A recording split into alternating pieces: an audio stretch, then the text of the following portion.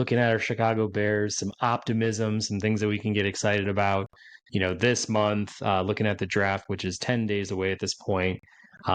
We've talked a lot about the number one pick, Caleb Williams. We're excited that that's looking more and more like a surefire, solution there. But we do want to turn our attention to pick number 9. We have done some mock drafts, some talking around this pick itself. You can check that out on our videos board here on YouTube. But Wayne, I just wanted to talk again through it. What are you thinking at number 9? Players itself, trade options, maybe some things you've dug up. I just want to hear what do you think is possible there. If you have some scenarios too, or some players like tangibly you can throw out there with picks, like I just want to hear it. Yeah, I guess my main thing is if one of the top wideouts are there, like I say go ahead and take them because I think in my instance or my thinking is you want the best players available, right? Um, so I would say, yeah, if Roma Dunze is there, if Malik Neighbors is there, like take them and then yeah, we can figure out defensive end. We can I know there's like some edge rushers out there. I wouldn't mind say another year of Yannick Ngakwe or some other edge rusher like that to help maybe bolster up the defensive line at least for one more year, and then yeah maybe we use next year to draft more of that edge rusher. So like have a kind of a stopgap, to be opposite of Montez Sweat to bolster up the line a little bit. Because right now the defense is playing real. Last year they played really well. Demarcus Walker isn't terrible, at least right now. He's not your ideal long-term solution there at the edge, opposite of Montez, but I feel like he's serviceable. And when you do have a talent like a Roma Dunze or Malik Neighbors, like take them because they're honestly the wideouts are probably the best players in the draft, honestly. So I would say those would be my priorities there. Take them. And if both of them are taken, and that certainly is possible, is that both of those players could be taken when the Bears pick, then my biggest thing would be trade back. Just trade back, see what you can get. If you can get, within the first, I don't know, 17 picks or something, then hopefully that should be good enough to draft an edge rusher, more of that long-term solution opposite of Montez Sweat. If you're able to get a second or third, something like that, I think that would be great. And then with that second or third round pick, get the wideout. That's a fun part I think about this draft for wideouts is that you can get like a pretty decent talent there as second or third. Keenan Allen, obviously he's a little bit older, like 30, 31, 32 years old. He only has maybe a couple years left in him. And then obviously DJ Moore, it's like great. There's enough talent there, but obviously you want a little bit more of that long-term solution. Tower Scott just didn't really show me enough, at least this past season. Maybe does take a step, but honestly, I feel like there's just so much talent there. There's definitely a need also for the Bears to get some more extra wideouts. So I feel like yeah, utilizing that second or third there makes the most sense. And then yeah, maybe drafting an interior offensive lineman with that fourth pick. I think that can make the most sense. Or possibly even drafting a defensive tackle too to help out, bolster up the line a little bit more. But I would definitely say the priority would be more so that interior offensive lineman to kind of just get more depth, get younger a little bit too, a little bit more talent there in the interior.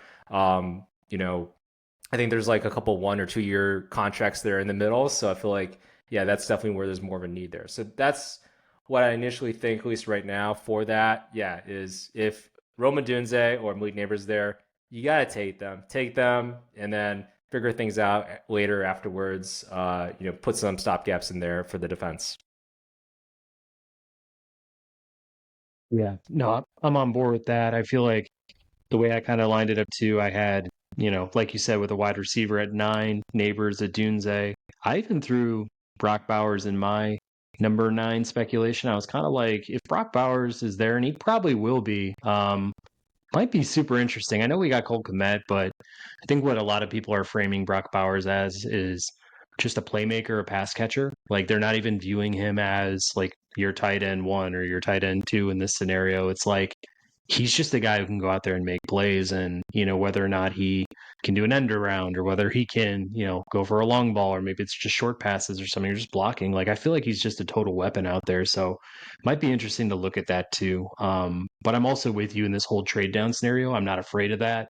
I think it's the right thing to do if we miss out on one of the big playmakers as well. Using Pro Football Network's mock draft simulator, I fired, it up a couple times. I wanted to see it through and see what kind of trade offers I could net.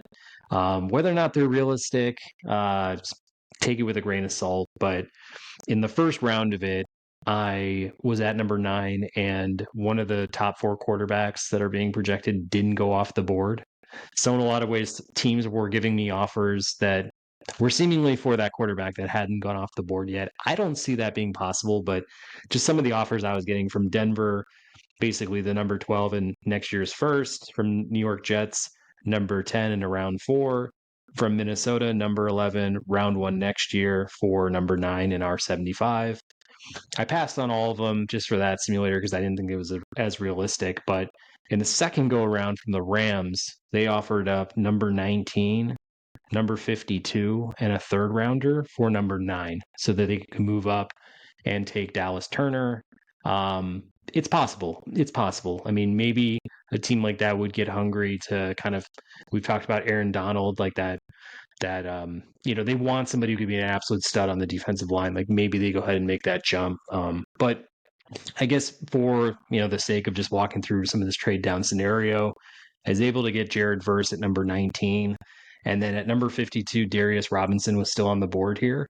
Now, he may go up further, but we've seen drafts at times get pretty funky, and some really good players can start to fall. And like, how great would that be if we also had a third added to it to just walk away from the draft, also having some other picks, but just like if we had Jared Verse and Darius Robinson come out of this draft, just to have that kind of edge depth, just unbelievable. Like I would be almost as excited as grabbing Roma Dunze just to know that we had, that position pretty much shored up for the next 5 years. Like that's amazing. So there's just so many turns that this can go in, and I think I'm kind of right on board with you. We don't get that stud receiver just to like create one of the most dynamic group of weapons of all time for a quarterback to ever walk into.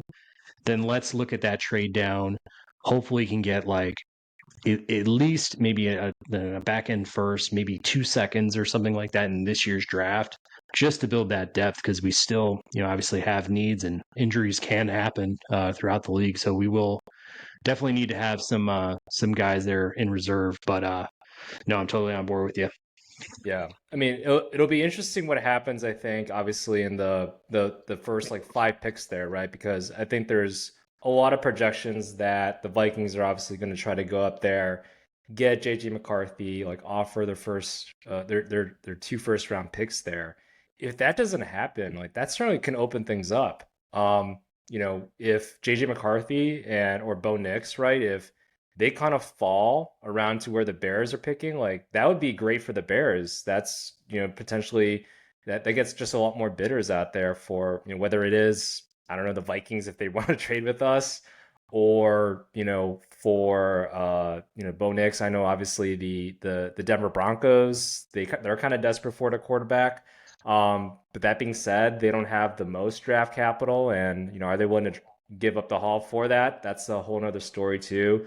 And then, I think also the Raiders, there's potential for that. I know there's been some pushback. Obviously, Gardner Minshew, he's been like kind of that stopgap, but at the same time, like maybe this is his chance to kind of be serviceable and maybe they bolster the rest of the roster around Gardner Minshew.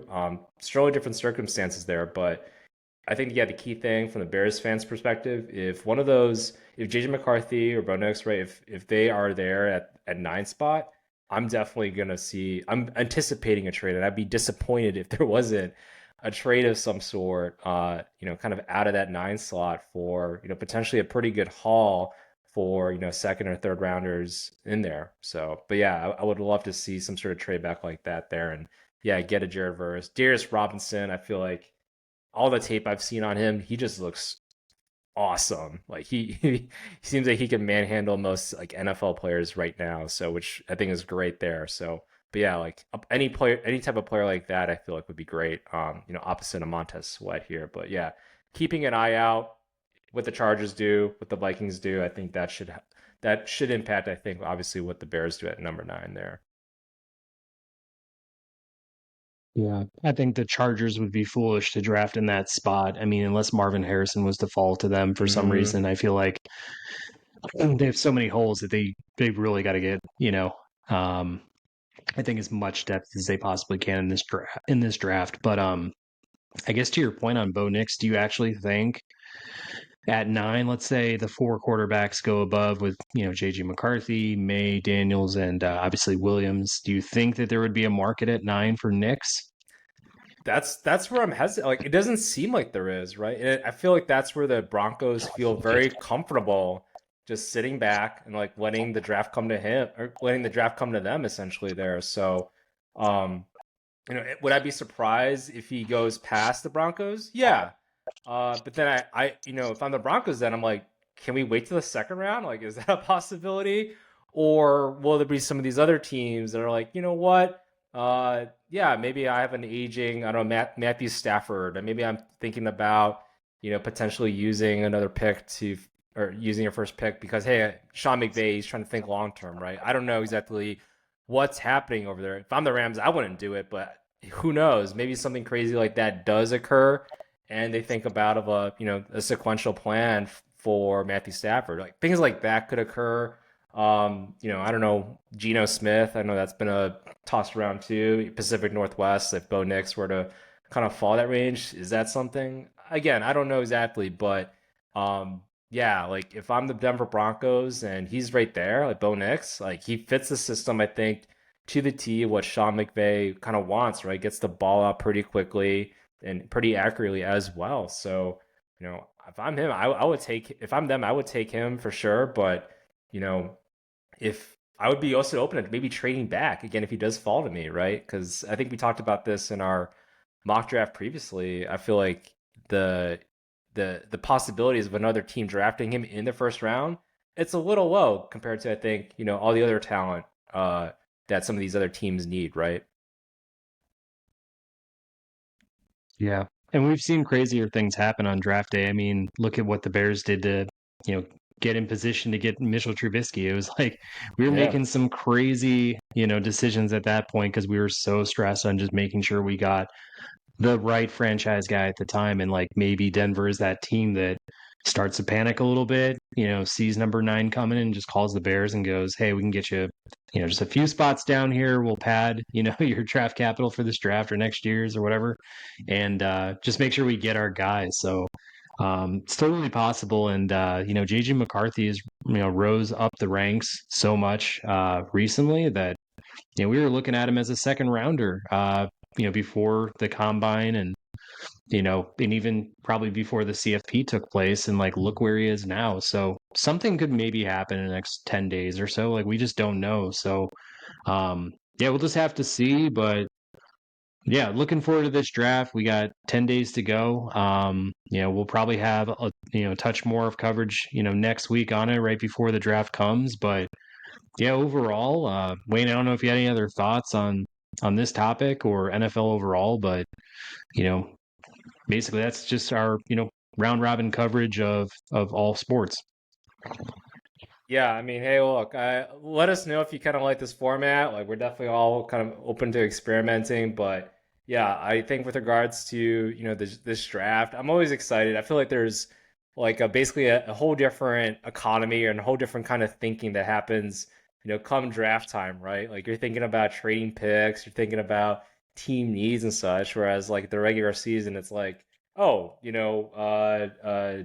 uh, Aaron Rodgers, what's happening with him and the Jets over there? Oh, he's hurt and stuff like that. Like, I feel like this is where the nerds kind of come out of like we will psychoanalyze and overanalyze 21, 22-year-old prospects who we've never heard about before, but in like a week or a month's span time, we'll analyze every single film, every single report written about them, and think that we know everything about them. So, very much like nerding out to this and figuring out which team is going to draft who, and who's going to trade for what. So, but yeah, let us know if you like this kind of coverage and everything. A little round robin, a little bit more talking about different topics, kind of all in one sitting here. So